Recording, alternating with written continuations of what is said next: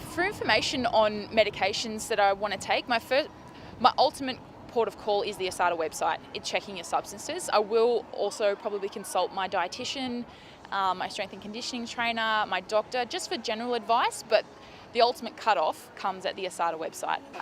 Supplements is one of those really risky things, and I've tried actually calling up ASADA and saying, hey guys, can I take this? And they're never going to guarantee anything because, once again, although that product might be fine, they can't guarantee that what might have been made on that same track previously isn't contaminated.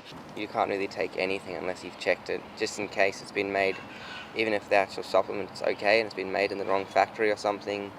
So any substances or any supplements that you take is at your own risk, even if, there's things saying on it, there's nothing 100% that ASADA will say, yep, or even Netball Australia for that matter, they always say it's 100% our responsibility for what we put in our mouth, so try and steer clear of anything like that. Sometimes it's a little bit difficult because you have vitamins that people, like your doctor, might recommend you to take, like fish oil tablets, and a lot of supplements don't accurately list what everything that's in their product. So it is hard sometimes, but I guess if you just use common sense. I reckon the number one thing that I think is important is that supplements aren't going to win you a gold medal. It's so much better to learn how to train well, train better, train harder, learn more about your sport, be a student of your sport. That's your priority. If you're investing all your time in the best supplements to take, you don't have your priorities in the right area. Not all athletes need to take supplements. Even at the very top level of Australian sport, not all athletes take supplements. Some of our greatest athletes get by on good nutrition, good training and good sleep patterns. You can get the best advice possible.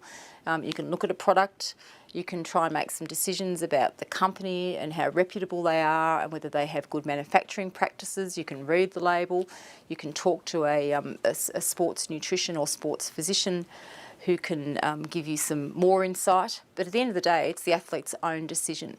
But I don't think you rely on anyone, because if someone tells you something, then they could just not be worried so much about it as you, and then they just said the wrong thing and you take the wrong supplement, and then next thing you know, you've just tested positive.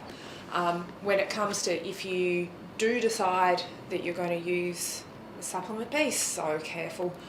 There's so few things that I would even consider even looking at. Something off the shelf, just wouldn't think about it. I'm in the fortunate position that I'm an Australian Institute of Sport athlete. I have access to dietitians there. There is no way I would take anything that wasn't approved by dietitian and the sports med department.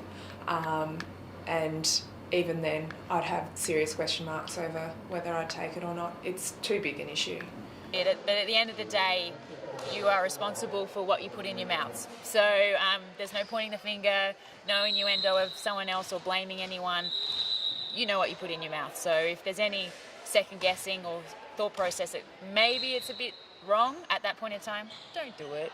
Don't get scared when you're taking that P test because you know you may have done something wrong accidentally.